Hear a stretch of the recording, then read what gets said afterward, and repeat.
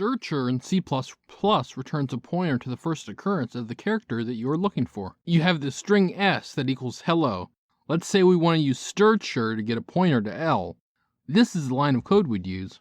Assign the output of strchr, taking in our string and the character L, to a character pointer called L. Since strchr gives you a pointer to the first occurrence of L in hello, when you print out L, you'd be printing LLO. Strrchr in C++ returns a pointer to the last occurrence of the character that you are looking for. You have the string s that equals hello.